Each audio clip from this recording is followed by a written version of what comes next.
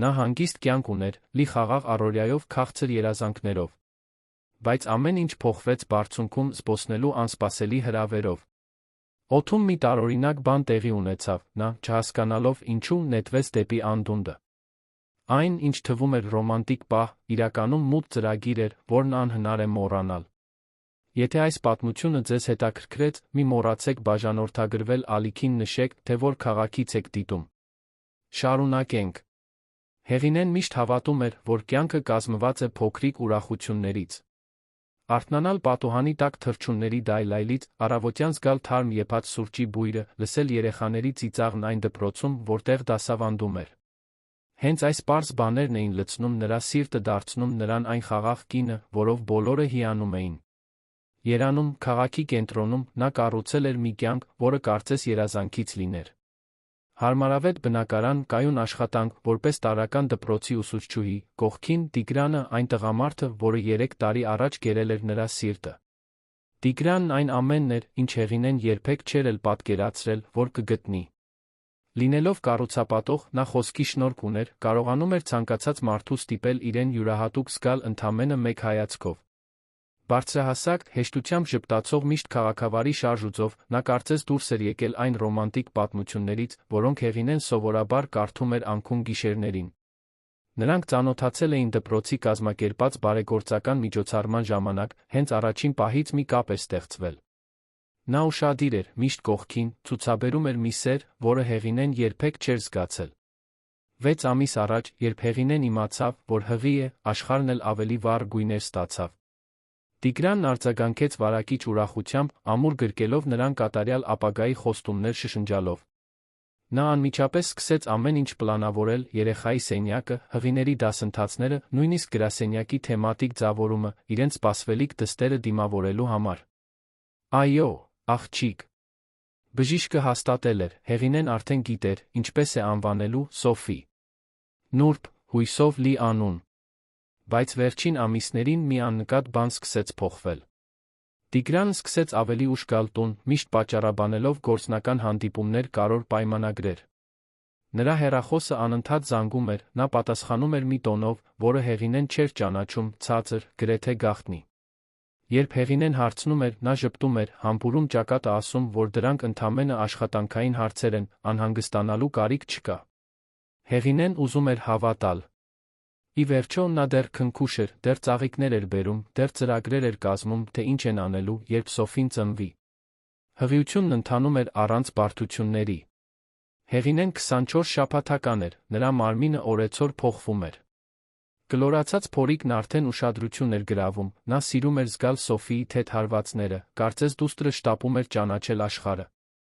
Դպրոցում երեխաները նկարներ էին նկարում երեխայի համար, իսկ գործընկերները անակնկալ խնջույք էին կազմակերպել, նվիրված երեխայի ծնունդին, ինչը նրան հուզմունքից արտասվել ստիպեց։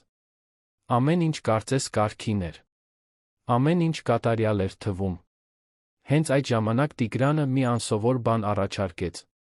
Հինգշաբթի օրը, ընթրիքից հետո տուն վերադառնալով, նա ծնկի իջավ Հեղինեի կողքին բազմոցի վրա, բռնելով նրա ձեռքերն այն հայացքով, որը Հեղինեն այնքան էր սիրում։ Սեր իմ, ես մի բանի մասին էի մտածում, ասաց նա, դեմքը լուսավորող ժպիտով։ Մի քանի ամիս է մնացել, որ Սոֆին գա, դրանից հետո մեր կյանքը լիովին կփոխվի։ Հրաշալի կլինի, իհարկե, բայց նա լարված, հոգնեցուցիչ, պատասխանատվությամբ լի։ Ինչ կասես, եթե մի յուրահատուկ բան անենք, միայն մենք երկուսով, մինչ ամեն ինչ կփոխվի։ Հեղինեն ծիծաղեց, ձեռքը դնելով փորին։ Իսկ ինչ ես մտածել։ Ուղղաթիռով զբոսանք։ Ուզում եմ քեզ Երանը վերից ցույց տալ, տանել Արագածի լանջերին մայրամուտը դիտելու։ Անմոռանալի կլինի, Հեղինե։ Մեր վերջին արկածը միայն երկուսով, մինչ ծնող դառնալը։ Հեղինեի մարմնով սարսուռ անցավ։ Նա երբեք չէր սիրել բարձրությունը։ Նույնիսկ համայնապատկերային վերելակներն էին նրան անհարմարավետություն պատճառում, էլ ուր մնաց թռիչքն ուղղաթիռով։ Բայց Տիգրանն այնքան ոգորված էր, այնքան հույսով լի, որ նա չուզեց հիասթափեցնել։ Չգիտեմ, Տիգրան։ Գիտես, որ վախենում եմ բարձրությունից։ Իսկ հղի վիճակում դա անվտանգ է։ Իհարկե, անվտանգ է, անմիջապես պատասխանեց նա։ Ես արդեն ամեն ինչ ստուգել եմ։ Օդաչուն փորձառու է, ուղղաթիռը, վերջին սերնդի, դու ամբողջ ընթացքում անվտանգության գոտիով կլինես։ Բացի այդ, շատ հղիներ են դա անում։ Եզակի փորձառություն կլինի, սեր իմ։ Վստահիր ինձ։ Հեղինեն տատանվեց, բայց ի վերջո զիջեց։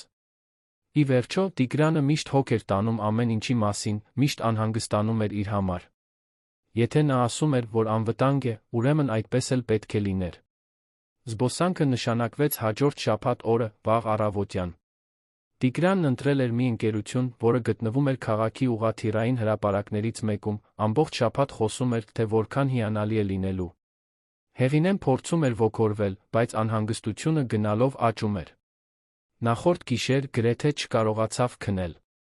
Անհանգիստ շարժվում էր անկողնում, Սոֆին կարծես զգում էր նրա լարվածությունը, սովորականից ավելի շատ խփելով։ Ամեն ինչ լավ է, շշնջաց նա փորին, քնքշորեն շոյելով։ Վաղը ընդամենը կարճ զբոսանք կլինի, հետո կվերադառնանք տուն։ Շաբաթ օրը երկինքը պարզ էր, հորիզոնում երում էր ամաչկոտ առը։ Տիգրանը ոգորված էր, գրեթե էլեկտրականացած։ Նա հիանալի նախաճաշ էր պատրաստել, թարմ մրգեր, տաք մատնաքաշ նարնջի հյութ։ Նախաճաշի ընթացքում նա անդադար խոսում էր երթուղու մասին, որը օդաչուն պլանավորել էր։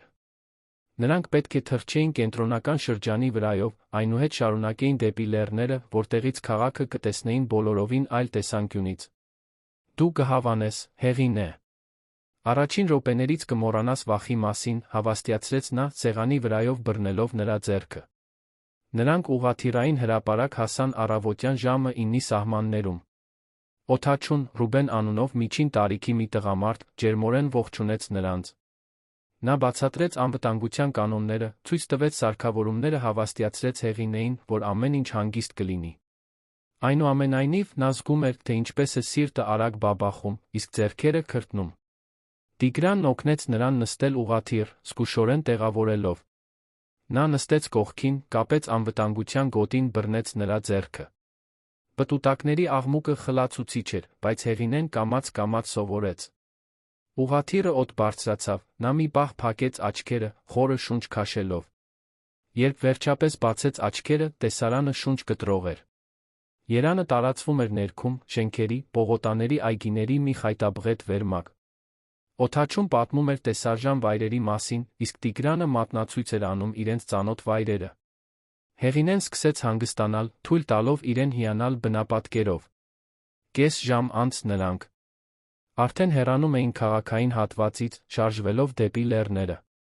Ծառերն սկսեցին գերիշխել տեսարանում, քաղաքը մնաց հետում։ Հենց այդ պահին Հեղինեն մի տարօրինակ բան նկատեց։ Տիգրանը չափազանց լուռ էր։ Նա այլս ոչինչ ցույց չէր տալիս, մեկնաբանություններ չէր անում։ Պարզապես նայում էր առաջ, մի արտահայտությամբ, որը նա չէր կարողանում վերծանել։ Տիգրան, լավ ես, հարցրեց նա, դիպչելով նրա թին։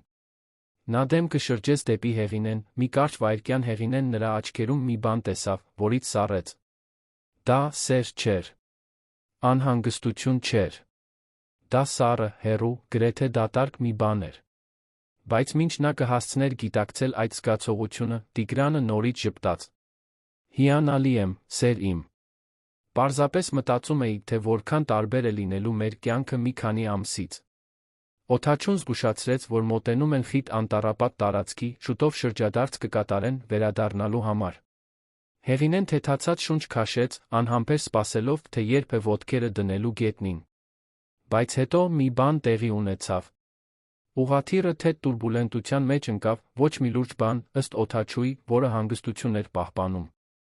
Բայց ցնցման այդ պահին Տիգրանը շարժվեց։ Նա արձակեց Հեղինեի անվտանգության գոտին, մինչ վերջինս կհասցներ նկատել, մի շարժումով, որը կարծես դանդաղեցված կադրում լիներ, կողային դուռը բացվեց։ Ճիչ լսվեց, խառնաշփոթ, Հեղինեն զգաց, թե ինչպես է աշխարհը պտտվում։ Նա ընկավ։ Օդը կտրում էր նրա դեմքը, քամու ձայնը խլացուցիչ էր, շուրջ բոլորը կանաչի ու կապույտի մի մշուշ էր։ Հեղինեն նույնիսկ ժամանակ չունեցավ հասկանալու, թե ինչ է կատարվում։ Կարողացավ մտածել միայն մի բանի մասին՝ Սոֆի։ Իր դուստրը։ Նա ամբողջ ուժով գրկեց փորը, կարծես կարողանար պաշտպանել նրան անխուսափելիից։ Անկումը կարծես հավերժություն տեց, բայց մի նույն ժամանակ ակնթարթային էր։ Հեղինեն բախվեց ճյուղերին, զգաց, թե ինչպես է ցավը պայթում ամբողջ մարմնով, հետո ամեն ինչ մտնեց։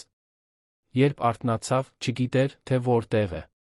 Հեռվում ձայներ էին լսվում, բայց նա չէր կարողանում ամբողջությամբ բացել աչքերը։ Ամեն ինչ ցավում էր։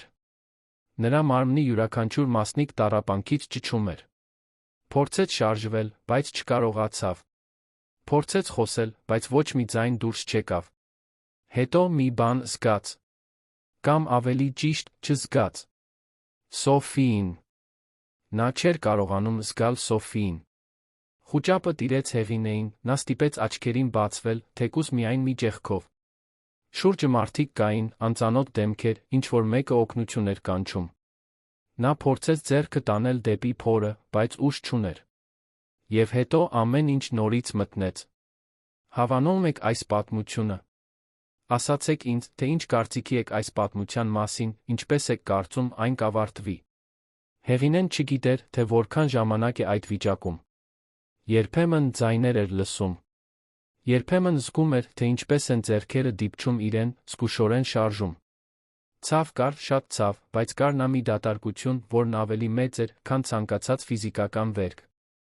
Կարծես իր մի մասը պոկել էին, նա հստակ գիտեր, թե որ մասը։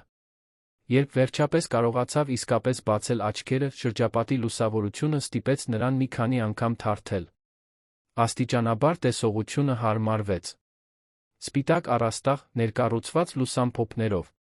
Հիվանդանոցի անսխալական հոտը։ Կողքի սրտի մոնիտորի ռիթմիկ ձայնը։ Հեղինեն փորձեց շարժվել, բայց յուրաքանչյուր շարժում տանջանք էր։ Նրա ամբողջ մարմինը կարծես կոտրվել շտապ վերահավաքվել էր։ Հեղինե, կանչեց մի մեղմ ձայն։ Նա դանդաղ շրջեց գլուխը, տեսավ կապույտ խալաթով մի բուժքրոջ, կողքին կանգնած, բարի, բայց անհանգիստ ժպիտով։ Դուք Սուրբ Գրիգոր Լուսավորիչ բժշկական կենտրոնում եք։ Ծանր վթարի եք ենթարկվել, բայց ողջ եք։ Այժմ ապահով եք։ Վթար։ Բառն արձագանքեց Հեղինեի մտքում, բայց նա գիտեր, որ այդպես չէր։ Դա վթար չէր։ Նա հիշում էր։ Հիշում էր Տիգրանի հայացքը, բացվող դուռը, անկման զգացողությունը։ Եվ հիշում էր, որ մինչ վերջին վայրկյանը փորձել էր պաշտպանել Սոֆիին։ Աղջիկս, շնջաց Հեղինեն, ձայնը խռպոտ ու թույլ։ Որտեղ է աղջիկս։ Հաջորդած լռությունն ամենացավոտ պատասխանն էր, որ նա կարող էր ստանալ։ Բուժքույրը հայացքը խոնարհեց, խորը շունչ քաշեց, քնքշորեն բռնեց Հեղինեի ձեռքը։ Ցավում եմ։ Մենք արեցինք այն ամենը, ինչ կարող էինք, բայց անկումը շատ ուժեղ էր։ Դուք բազմաթիվ կոտրվածքներ ունեք, գանգուղեղային վնասվածք, ցավոք, հղիությունը չհաջողվեց պահպանել։ Հեղինեն զգաց, թե ինչպես մի բան կոտրվեց իր ներսում։ Դա միայն սիրտը չէր։ Ամեն ինչն էր։ Ամբողջ հույսը, ամբողջ ուրախությունը, ամբողջ ապագան, որը նա պատկերացրել էր։ Սոֆին երբեք աչքերը չէր բացելու։ Երբեք իր առաջին ժպիտը չէր տալու։ Երբեք Հեղինեին մայրիկ չէր կանչելու։ Ամեն ինչ նրանից խլել էին վայրկյանների ընթացքում։ Արցունքները սկսեցին հոսել Հեղինեի դեմքով, լուռ, տաք, մի ցավով լի, որն անուն չուներ։ Բուժքույրը մնաց նրա կողքին, բռնելով ձեռքը, առանց այլս որևէ բան ասելու։ Որովհետև ասելու ոչինչ չկար։ Հաջորդ օրերին Հեղինեն մի քանի վիրահատության ենթարկվեց։ Բժիշկներն անխոնջ աշխատում էին վերականգնելու նրա մարմնի վնասվածքները։ Ոտքերի, ձախտի կոտրվածքներ, ճաքած կողոսկրեր, ողնաշարի վնասվածք, որը բարեբախտաբար նրան անդամալույց չէր դարձնի, բայց ամիսների ֆիզիոթերապիա կպահանջեր։ Յուրաքանչյուր միջամտություն պայքար էր, յուրաքանչյուր օր, մարտահրավեր, պարզապես շարունակելու շնչել։ Սակայն այն, ինչ նրան ամենաշատն էր ցավեցնում, ֆիզիկական վերքերը չէին։ Դա այն գիտակցությունն էր, որ դրսում Տիգրանին որպես զոհ էին ընդունում։ Բուժքույրը պատմել էր նրան, չիմանալով իր խոսքերի ծանրությունը, որ Հեղինեի ամուսինը անսպոփ է, որ լացակումած հարցազրույցներ է տալիս, որ ամբողջ քաղաքը խղճում է նրան։ Կառուցապատողը, որը ողբերգական վթարի հետանքով կորցրել էր կնոջն ու դստերը։ Խեղճ Տիգրան։ Ինչպես նա կկարողանա հաղթահարել այս կորուստը։ Հեղինեն լսում էր այդ ամենը, սրտխառնոց էր զգում։ Նա էր դա արել։ Հեղինեն վստահ էր։ Դուռը ինքն իրեն չէր բացվել։ Անվտանգության գոտին պատահաբար չէր արձակվել։ Տիգրանը ամեն ինչ պլանավորել էր։ Բայց ինչպես ապացուցել։ Ինչպես ստիպել որը մեկին հավատալ իրեն, երբ ամբողջ աշխարհն արդեն նրա կողմն էր բռնել։ Հենց այդ ժամանակ հայտնվեց Դավիթը։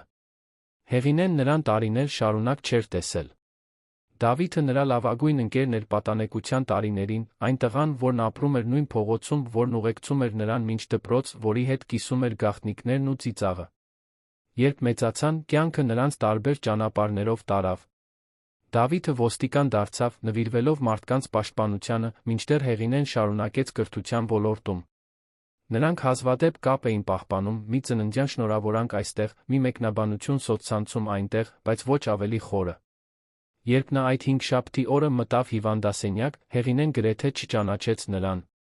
Դավիթն ավելի հասունացել էր, աչքերի շուրջ մի քանի կնճիռներ կային, բայց հայացքը նույնն էր մնացել, ազնիվ, ուղիղ, պաշտպանող։ Հեղինե, ասաց նա, դանդաղ մոտենալով։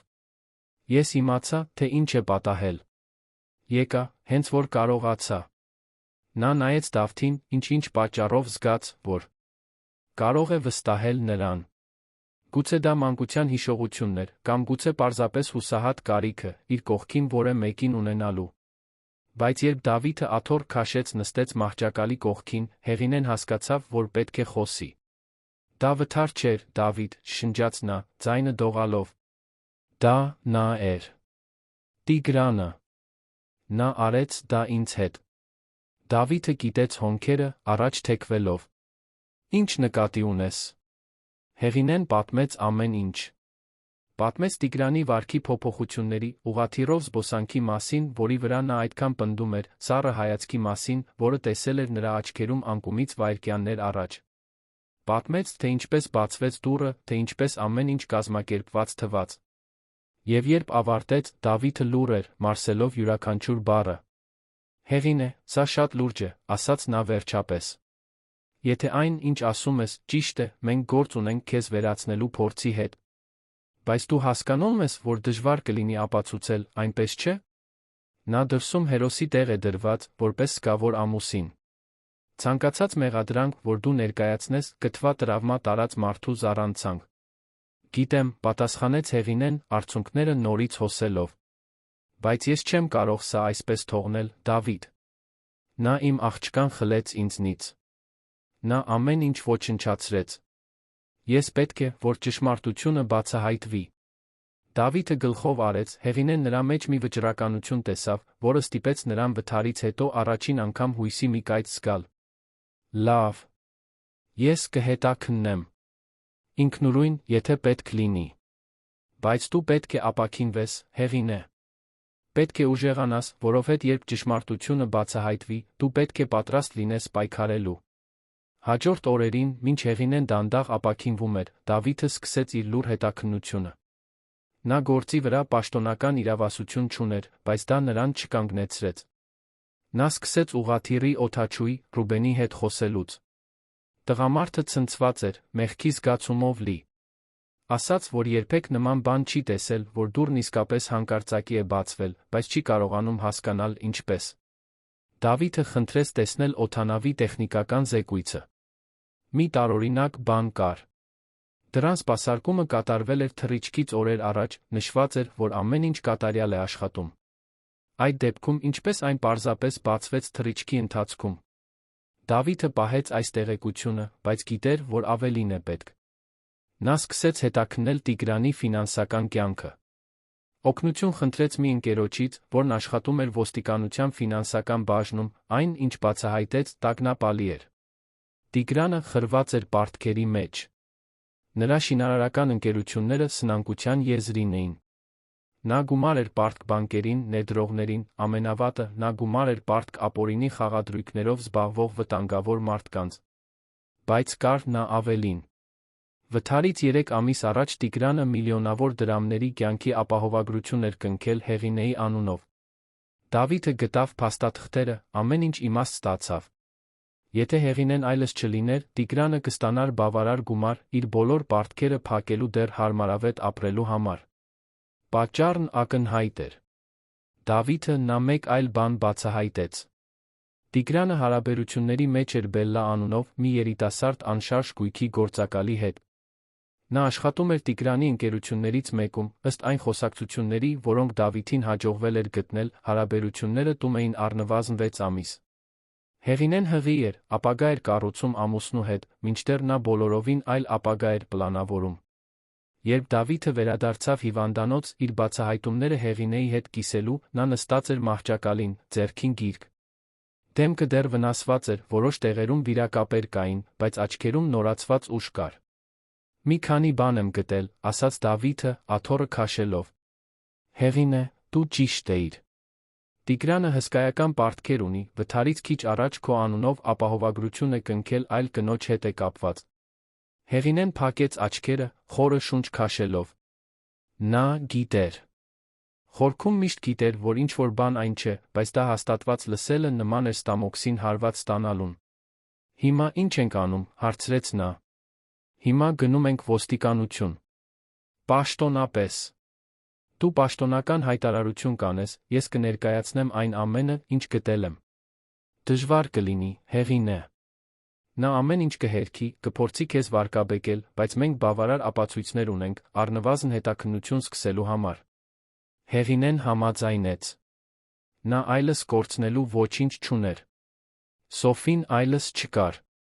Նրա կյանքը, ինչպես ինքն էր ճանաչում, ավարտվել էր այն ուղղաթիռում։ Բայց եթե մի բան կար, որ նա դեռ կարող էր անել, դա Տիգրանին իր արածի համար պատասխան տալ ստիպելն էր։ Մի քանի օր անց, երբ Հեղինեն արդեն կարողանում էր նստել անվասայլակին, Դավիթը նրան տարավ ոստիկանության բաժանմունք։ Դա ցավոտ գործընթաց էր, ֆիզիկապես, էմոցիոնալ։ Նա ստիպված էր վերապրել վթարի օրվա յուրաքանչյուր մանրամասն, նկարագրել Տիգրանի հայացքը, բացատրել իր կասկածները։ Որոշ քննիչներ նրան լրջորեն լսեցին։ Մյուսները թերահավատ էին թվում։ Բայց Դավթի հավաքած ապացույցները կշիռ ունեին։ Ապահովագրական պոլիսը, պարտքերը, արտաամուսնական կապը։ Այս ամենը միասին մտահոգիչ պատկեր էր ստեղծում։ Պաշտոնական հետաքննություն սկսվեց, Տիգրանին կանչեցին հարցաքննության։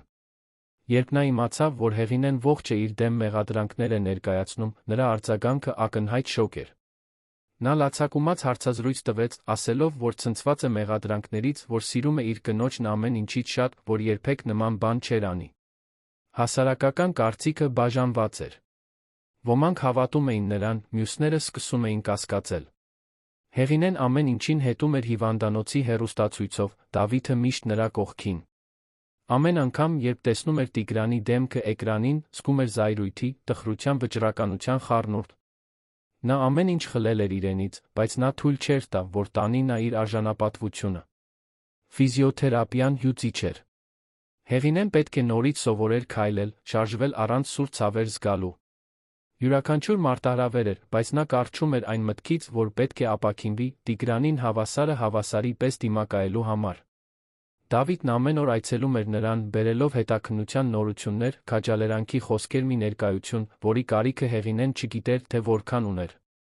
Գիշերը, հիվանդասենյակում մենակ, Հեղինեն լաց էր լինում իր երբեք չտեսած դստեր համար։ Սոֆին իր աչքերն էր ունենալու։ Ում ժպիտը։ Ինչպիսի մարդ էր նա լինելու։ Այս անպատասխան հարցերը տանջում էին նրան, բայց նա ուժ էին տալիս։ Յուրաքանչյուր թափված արցունք հիշեցում էր, թե ինչու պետք է շարունակի պայքարել։ Հետաքննությունն առաջ էր ընթանում, ամեն օր գլուխկոտրուկի նոր կտորներ էին տեղը ընկնում։ Դավիթն անխոնջ աշխատում էր, նույնիսկ երբ պաշտոնական ծառայության մեջ չէր։ Նա դարձել էր ոչ միայն գործի քննիչը, այլ Հեղինեի պահապանը, միակը, ում նա կարող էր լիովին վստահել իր կյանքի այդ պահին։ Մի անձրոտ երեքշաբթի օրը Դավիթը բերեց մինչ այդ ամենակարևոր նորությունը։ Նա մտավ Հեղինեի սենյակ, թիտակ թղթապանակ, մի արտահայտությամբ, որը խառնում էր բավարարվածությունն ու անհանգստությունը։ Հեղինե, ինձ հաջողվեց խոսել Բելլայի հետ, ասաց նա, աթոռը քաշելով մահճակալի մոտ։ Այն գործակալի, որը կապված էր Տիգրանի հետ։ Հեղինեն զգաց, թե ինչպես է ստամոքսը սեղմվում։ Նա գիտեր այդ կնոջ գոյության մասին, բայց լսել նրա անունը, իմանալ, որ նա իրական է, ամեն ինչ էլ ավելի ցավոտ էր դարձնում։ Իսկ ինչ ասաց նա։ Սկզբում նա ամեն ինչ հերքեց։ Ասաց, որ դա ընդամենը գործնական հարաբերություն էր։ Բայց երբ ցույց տվեցի իմ ունեցած ապացույցները, խոսակցություններ, հանդիպումներ հյուրանոցներում, նա կոտրվեց։ Բելլան վախեցած է, հեղին է։ Նա ոչինչ չգիտեր ապահովագրության կամ վթարի մասին, բայց հաստատեց, որ Տիգրանը խոսում էր այլ կյանք ունենալու ցանկության մասին։ Նա ասում էր, որ թակարդում է մի ամուսնության մեջ, որն իրեն այլս երջանիկ չի դարձնում, որ հղիությունը սխալ էր, որ իրեն ելք է պետք։ Հեղինեն փակեց աչքերը, յուրաքանչյուր բառը կլանելով, կարծես դանակի սայր լիներ։ Նա հղի էր մի դստերով, որին նա սխալ էր համարում։ Նա ընտանիք էր կառուցում, մինչդեռ նա փախուստ էր պլանավորում։ Նա ցուցմունք կտա, հարցրեց Հեղինեն, ձայնը զսպված, չնայած ներքին փոթորկին։ Այո։ Նա պատրաստ է պաշտոնապես խոսել։ Կարծում եմ, խղճի խայթը տանջում է նրան, հատկապես այն բանից հետո, երբ իմացավ, թե ինչ է պատահել քեզ հետ։ Դա հաղթանակ էր, բայց Հեղինեն չէր կարողանում թեթություն զգալ։ Տիգրանի մասին յուրաքանչյուր նոր տեղեկություն նման էր մի վերքի վերաբացման, որը հազիվ էր սկսել սպյանալ։ Այն տղամարդը, ում հետ նա ամուսնացել էր, ում հետ մի ամբողջ կյանք էր երազել, երբեք իրականում գոյություն չի ունեցել։ Դա դիմակ էր, մի պատրանք, որը նա պահպանել էր, մինչ այլս դրա կարիքը չուներ։ Հաջորդ օրերին այլ վկաներ սկսեցին հայտնվել։ Տիգրանի ընկերություններից մեկի աշխատակիցը բացահայտեց, որ տնօրենը հուսահատ փողի կարիք ուներ, որ բղավոցներով հեռախոսազանգեր էր անում, որ կարծես նյարդային խանգարման եզրին լիներ։ Ապահովագրական քննիչը խոստովանեց, որ իրեն տարօրինակ էր թվացել Տիգրանի խնդրանքը, այդքան արագ ազատել ապահովագրության գումարը, նույնիսկ երբ վթարից հետո առաջին ժամերին մարմին չէր գտնվել։ Եվ հետո եկավ Տիգրանի պաշտպանության վերջնական հարվածը։ Օդանավի ամբողջական տեխնիկական զեկույցը հրապարակվեց, մի փորձագետ կարևոր բան նշեց։ Նշաններ կային, որ կողային դռան փականը շահարկվել էր։ Դա մեխանիկական խափանում չէր։ Ինչ-որ մեկը միտումնավոր կերպով խառնվել էր մեխանիզմին, թույլ տալով, որ դուռը թռիչքի ընթացքում բացվի հատուկ շարժումով։ Դավիթը զեկույցը ցույց տվեց Հեղինեին, վթարից հետո առաջին անգամ նա հույսի նման մի բան զգաց։ Սա նշանակում է, որ ես խելագար չեմ, ասաց նա, դողացող ձեռքերով բռնելով թուղթը։ Նշանակում է, որ նա իսկապես դա արել է։ Նշանակում է, որ մենք կոնկրետ ապացույցներ ունենք, պատասխանեց Դավիթը։ Հետաքննությունը դառնում է սպանության փորձի պաշտոնական գործ։ Տիգրանին նորից կկանչեն, այս անգամ նրա համար այդքան հեշտ չի լինի խուսափել։ Հեղինեն 2 ամիս հոսպիտալացված էր, երբ վերջապես դուրս գրվեց։ Նա լիովին չէր ապաքինվել, դեռ ամենօրյա ֆիզիոթերապիայի կարիք ուներ, ձեռնափայտ էր օգտագործում տեղաշարժվելու համար, բայց բժիշկները որոշեցին, որ նա կարող է բուժումը շարունակել տանը։ Դավիթն առաջարկեց օգնել նրան, քանի որ Հեղինեն այլս գնալու տեղ չուներ, բնակարանը, որը կիսում էր Տիգրանի հետ, ոստիկանության կողմից կնքված էր որպես հետաքննության մաս, նա համաձայնեց ժամանակավորապես մնալ Դավթի քրոջ, Մարինեի տանը, որն ապրում էր Երանի հանգիստ թաղամասերից մեկում։ Մարինեն բարի կին էր, 2 փոքր երեխաների մայր, Հեղինեին ընդունեց ջերմությամբ ու առանց շատ հարցեր տալու։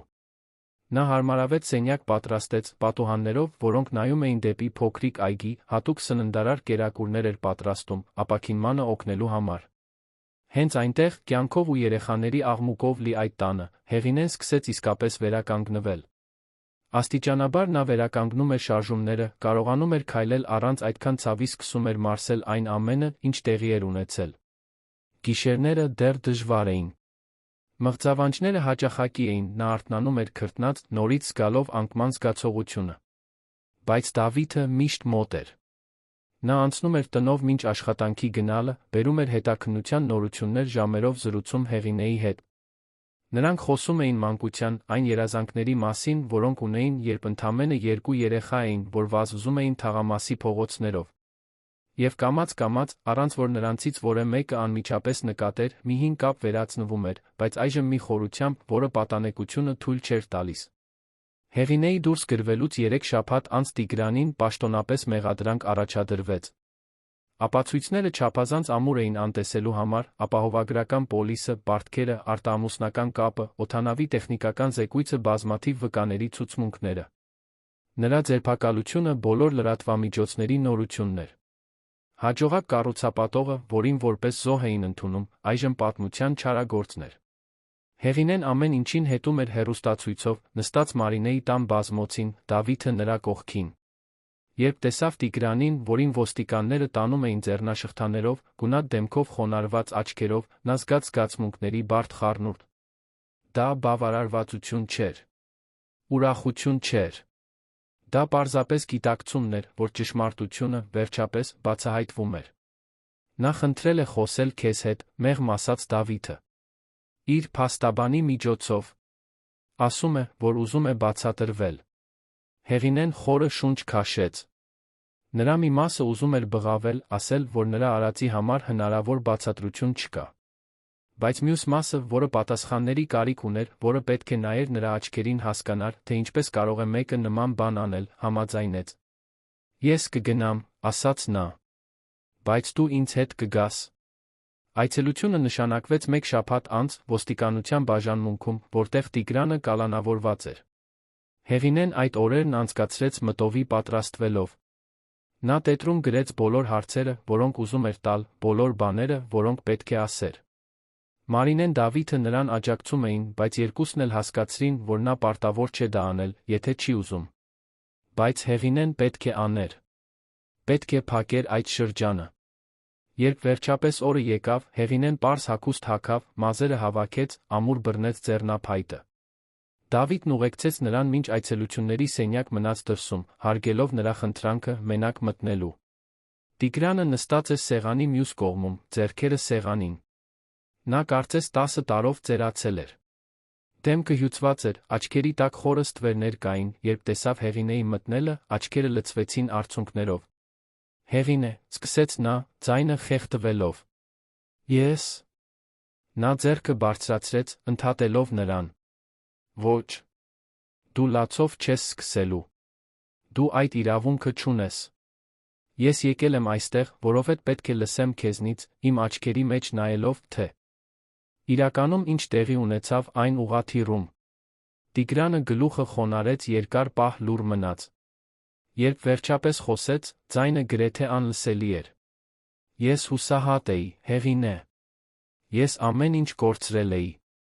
Ընկերությունները սնանկանում էին, ես վտանգավոր մարդկանց էի պարտք, այլս չգիտեի, ինչ անել։ Եվ հետո ես տեսա այդ ապահովագրական պոլիսը որպես ելք։ Իմ բոլոր խնդիրների լուծումը։ Հեղինեն զգաց, թե ինչպես է սրտխառնոցը բարձրանում, բայց ստիպեց իրեն շարունակել լսել։ Իսկ մեր դոստը։ Իսկ ես։ Մենք ընդամենը խոչընդոտներ էինք քեզ համար։ Տիգրանը դեմքը բարձրացրեց, նրա աչքերում իրական զղջում կար։ Այդպես չպետք է լիներ։ Ես սիրում էի քեզ, Հեղինե։ Իսկապես։ Բայց ես այնքան խրված էի, այնքան անելանելի վիճակում, որ սկսեցի իռացիոնալ մտածել։ Եվ երբ այդ որոշումը կայացրի, արդեն շատ ուշ էր։ Ես արեցի ամենասարսափելի բանը, որ մարդը կարող է անել, դա կրելու եմ իմ ողջ կյանքում։ Հեղինեն առաջ թեքվեց, հենվելով սեղանին։ Դու գիտես, թե ինչ խլեցիր ինձնից։ Գիտես, որ ես իմ դստերը կորցրի քո պատճառով։ Որ ես ստիպված էի թաղել բոլոր երազանքներս, բոլոր խոստումներս, որ տվել էի նրան, երբ դեռ իմ փորում էր։ Դու ամեն ինչ ոչնչացրիր, Տիգրան։ Եվ չկա մի զղջում, որը կջնջի դա։ Գիտեմ, շշնջաց նա։ Գիտեմ, շատ եմ ցավում։ Գիտեմ, որ դա ոչինչ չի փոխում, բայց ես շատ եմ ցավում։ Հեղինեն ոտքի կանգնեց, հենվելով ձեռնափայտին։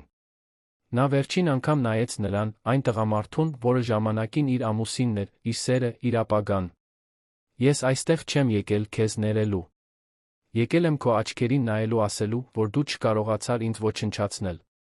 Ես գոյատեցի, Տիգրան։ Եվ շարունակելու եմ գոյատել։ Դու կպատժվես քո արածի համար, իսկ ես առաջ կգնամ։ Սա է մեր երկուսի տարբերությունը։ Եվ այս խոսքերով Հեղինեն դուրս եկավ սենյակից, առանց հետ նայելու։ Դավիթը սպասում էր նրան միջանցքում, երբ նա մոտեցավ, բռնեց նրա ձեռքը։ Դու կարողացար, ասաց նա մեղմ ժպիտով։ Այո, պատասխանեց նա, զգալով, թե ինչպես է մի ծանրություն ընկնում իր ուսերից։ Կարողացա։ Հաջորդ շաբաթների ընթացքում դատական գործընթացն արագ առաջ գնաց։ Տիգրանը, ճնշող ապացույցների սեփական մեղքի զգացման տակ, ի վերջո պաշտոնապես խոստովանեց։ Նա դատապարտվեց երկարատ ազատազրկման, երանը ցնցած պատմությունը վերջապես իր իրավական ավարտն ունեցավ։ Բայց Հեղինեի համար իրական մարտահրավերը դատարանում հաղթելը չէր։ Դա նորից ապրել սովորելն էր։ Տիգրանի դատավճիռը արդարության զգացում բերեց, բայց ոչ խաղաղություն։ Հեղինեն հասկացավ, որ դատարանում հաղթելը ճանապարհի միայն մի մասն էր։ Ամենադժվար մասն ամեն առավոտ արթնանալն ու շարունակելու պատճառ գտնելն էր։ Հայելու մեջ նայելն ու ճանաչելն այն կնոջը, որին նա վերածվել էր, մեկը, որը նշանավորված էր տեսանելի անտեսանելի սպիներով, բայց որը դեռ ոտքի վրա էր։ Դատավարությունից հետո առաջին ամիսներն ամենադժվարն էին։ Հեղինեն տեղափոխվեց մի փոքր, պարզ բնակարան, որը Դավիթն օգնեց նրան գտնել։ Դա արաբկիր թաղամասում էր, հեռու այն ամենից, ինչ հիշեցնում էր իր նախկին կյանքը։ Նա պատերը ներկեց բաց կապույտ երանգով, պատուհաններին ծաղիկներ դրեց, կամաց-կամաց ստեղծեց մի տարածք, որն իսկապես իրենն էր։ Այնտեղ ուրվականներ չկային։ Միայն նորից սկսելու հնարավորությունը։ Ֆիզիոթերապիան շարունակվեց 6 ամիս։ Հեղինեն գրեթե ամբողջությամբ վերականգնեց շարժումները, ձեռնափայտը փոխարինվեց քաղաքի այգիներում ավելի ու ավելի երկար զբոսանքներով։ Նա հայտնաբերեց, որ քայլելն օգնում է իրեն մտածել, մարսել, պարզապես զգալ, որ ողջ է։ Դավիթը շարունակում էր լինել նրա խարիսխը։ Նա պարբերաբար այցելում էր նրան, միշտ ինչ-որ բան բերելով, գիրք, սուրճ կամ պարզապես իր հանգստացնող ներկայությունը։ Նրանք խոսում էին ամեն ինչի ոչնչի մասին։ Եվ կամաց-կամաց այն մանկության ընկերությունը, որը վերականգնվել էր, սկսեց նոր երանգներ ստանալ։ Դա շտապողականություն չէր։ Դա փորձ չէր փոխարինելու այն, ինչ Հեղինեն կորցրել էր։ Դա պարզապես իրական կապ էր երկու մարդկանց մեջ, որոնք խորապես հասկանում էին միմյանց։ Հենց Մարինեն, Դավթի քույրը, առաջինն առաջարկեց, որ Հեղինեն վերադառնա դասավանդելու։ «Դու միշտ հիանալի ուսուցչուհի ես եղել», ասաց նա մի կիրակնօրյա ճաշի ժամանակ։ Երեխաները քեզ պաշտում էին։ Գուցե հենց դա է քեզ հիմա պետք։ Վերադառնալ այն բանին, ինչ սիրում ես։ Հեղինեն տատանվեց։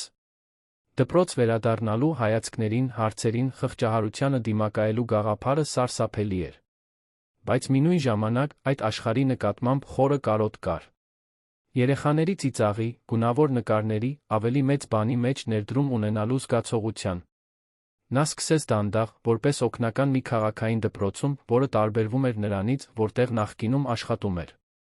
Առաջին օրերը դժվար էին։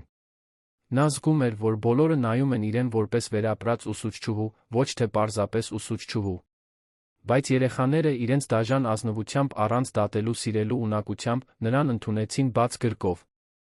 Նրանք ուղիղ հարցեր էին տալիս, ուզում էին իմանալ սպիների մասին, թե ինչու է նա այլ կերպ քայլում։ Եվ Հեղինեն պատասխանում էր ազնվորեն, հարմարեցված նրանց տարիքին, իհարկե։ Ես շատ դժվար բանի միջով եմ անցել, ասում էր նա։ Բայց ես այստեղ եմ, լավ եմ, շատ ուրախ եմ, որ կարող եմ ձեզ հետ լինել։ Եվ դա ճիշտ էր։ Երեխաների հետ լինելը նրան հիշեցնում էր, որ աշխարհում բարություն կա, որ անմեղություն կա, որ ապագա կա։ Ուսուցիչների ժողովի ժամանակ Հեղինեն ծանոթացավ Մարիամի հետ, մի հոգեբանի, որն աշխատում էր ընտանեկան էմոցիոնալ բռնության զոհերի հետ։ Նրանք սկսեցին խոսել այն մարտահրավերների մասին, որոնց բախվում են շատ կանայք, թե ինչպես բռնությունը միշտ չէ, որ տեսանելի հետքեր է թողնում, թե որքան դժվար է վերականգնել կյանքը այդքան խորը դավաճանությունից հետո։ Երբ մտածել ես քո պատմությունը կիսելու մասին, հարցրեց Մարիամը։ Ոչ թե, այլ որպես միջոց, օգնելու այլ կանանց, որոնք նույն բանի միջով են անցնում։ Հեղինեն երբեք դա չէր դիտարկել։ Իր պատմությունը ցավոտ էր, անձնական մի բան, որը նա դեռ մարսում էր։ Բայց այդ ցավը օգտակար բանի վերածելու, այլ մարդկանց օգնելու, առաջ շարժվելու ուժ գտնելու գաղափարը սկսեց տեղ գտնել նրա մտքում։ Մի քանի ամիս անց Հեղինեն իր առաջին ելույթն ունեցավ մի համայնքային կենտրոնում։ Դա փոքր խումբ էր, մոտ 20 կին, բոլորն իրենց ցավի հաղթահարման պատմություններով։ Հեղինեն նյարդայնանում էր, ձեռքերը դողում էին, երբ բռնում էր նշումներով թուղթը։ Բայց երբ սկսեց խոսել, բառերը բնականon հոսեցին։ Նա պատմեց Տիգրանի հետ իր կյանքի մասին, թե ինչպես չէր նկատել նշանները, թե ինչպես սերը կարող է կուրացնել։ Պատմեց Վթարի, Սոֆիի կորստի, ապաքինման ամիսների մասին։ Եվ պատմեց, թե ինչպես որոշեց թույլ չտալ, որ դա իրեն սահմանի։ Դա երջանիկ ավարտով պատմություն չէր, խոստովանեց նա։ Դա գոյատման մասին պատմություն էր, շարունակելու ընտրության մասին, նույնիսկ երբ ամեն ինչ անհնարին էր թվում։ Երբ ավարտեց, սենյակում ծանր լռություն տիրեց։ Եվ հետո, մեկ առ մեկ, կանայք սկսեցին կիսվել իրենց պատմություններով։ Դավաճանության, էմոցիոնալ բռնության, վերականգնման պատմություններ։ Հեղինեն հասկացավ, որ մենակ չէ, որ հազարավոր կանայք կան, որոնք մղում են իրենց լուռ մարտերը։ Այդ ելույթը ավելի մեծ բանի սկիզբն էր։ Հեղինեն Մարիամի այլ կամավորների հետ միասին հիմնադրեց Վերսկիզբ անունով ՀԿ։ Նպատակը պարզ էր՝ էմոցիոնալ, իրավական հոգեբանական աջակցություն առաջարկել այն կանանց, որոնք փորձում են վերականգնել իրենց կյանքը բռնության դավաճանության իրավիճակներից հետո։ Նրանք կազմակերպում էին աջակցության խմբեր, սեմինարներ, դասախոսություններ, կամաց նախագիծը ուժ հավաքեց։ Դավիթը ամեն ինչին մոտիկից հետում էր, հպարտանալով այն ուժեղ կնոջով, որին Հեղինեն վերածվել էր։ Եվ հենց ՀԿ-ի այդ միջոցառումներից մեկի ժամանակ ինչ-որ բան փոխվեց նրանց մեջ։ Հունիսյան ցուրտ գիշեր էր, նրանք նվիրատվություններ էին դասավորում այն տարածքում, որը վարձակալել էին գործունեության համար։ Հեղինեն մի քանի արկղ էր դասավորում, երբ Դավիթը մոտեցավ, ձեռքին 2 բաժակ սուրճ։ Երջանիկ ես, հարցրեց նա, նրան տալով բաժակներից մեկը։ Հեղինեն մի պահ մտածեց, նախքան պատասխանելը։ Չգիտեմ, երջանիկը ճիշտ բառն է։ Բայց ես խաղաղ եմ։ Ես մի բան եմ անում, որը կարևոր է։ Ես ողջ եմ, Դավիթ։ Եվ երկար ժամանակ ես չէի կարծում, որ դա բավարար կլինի, բայց հիմա կարծում եմ, որ այդպես է։ Դավիթը ժպտաց, նրա աչքերում մի բան կար, որը Հեղինեն չէր կարողանում վերծանել։ Դու անհավանական ես, Հեղինե։ Միշտ եղել ես։ Մանկուց ի վեր ես միշտ գիտեի, որ դու յուրահատուկ ես։ Հեղինեն զգաց, թե ինչպես մի բան շարժվեց իր ներսում։ Դա սեր չէր, դեռ ոչ։ Բայց դա դրա հնարավորությունն էր։ Դա դուռն էր, որը բացվում էր դեպի նոր, իրական մի բան։ Նրանք ոչինչ չշտապեցին։ Շարունակեցին լինել ընկերներ, գործընկերներ, միմյանց աջակցություն։ Բայց կամաց խմբակային ընթրիքները դարձան երկուսով ընթրիքներ։ Պատահական զբոսանքները դարձան խորը զրույցներ երազանքների վախերի մասին։ Եվ երբ Դավիթը վերջապես համբուրեց նրան մի աստղալից գիշեր ՀԿ-ի միջոցառումից հետո, դա թվաց աշխարհի ամենաբնական բանը։ Դա տարբերվում էր այն ամենից, ինչ Հեղինեն ապրել էր Տիգրանի հետ։ Դավթի հետ խաղեր չկային, դիմակներ չկային։ Պարզապես 2 մարդ, որոնք միմյանց ճանաչում էին տարիներ շարունակ, որոնք միասին դժվարությունների միջով էին անցել, որոնք այժմ ընտրում էին նոր բան կառուցել։ Դա սարսափելի էր, բայց նա ազատագրող։ Վթարից անցել էր 2 տարի։ Հեղինեն համակարգում էր ՀԿ-ի միջոցառումը Երանի կենտրոնի մի մշակութային կենտրոնում, երբ ծանոթացավ Ռաֆայելի հետ։ Նա փաստաբան էր, մասնագիտացած ընտանեկան իրավունքի ոլորտում, առաջարկել էր դասախոսություն կարդալ կանանց իրավունքների մասին բաժանման ընտանեկան բռնության դեպքերում։ Ռաֆայելը տարբերվում էր այն ամենից, ինչ Հեղինեն սպասում էր։ Նա հանգիստ էր, դիտողական, խոսելու բարի ձով։ 3 տարի այրի, նա միայնակ էր մեծացնում Լիլիթին, 6 տարեկան մի աղջկա, մեծ աչքերով վարակիչ ժպիտով։ Դասախոսության ընթացքում նա կրքով խոսեց խոցելիներին պաշտպանելու կարողության, թե ինչպես օրենքը կարող է լինել արդարության վերականգնման գործիք։ Միջոցառումից հետո նրանք զրուցեցին։ Ռաֆայելը պատմեց իր կորցրած կնոջ, միայնակ հայր լինելու մարտահրավերների, թե ինչպես փաստաբանության մեջ գտավ նրա հիշատակը հարգելու միջոց։ Հեղինեն մի փոքր կիսվեց իր պատմությամբ, նրանց միջ փոխադարձ հասկացողություն կար, մի կապ 2 մարդկանց միջ, որոնք շատ բան էին կորցրել, բայց որոնք շարունակում էին ընտրել հավատալ ավելի լավ օրերի հնարավորությանը։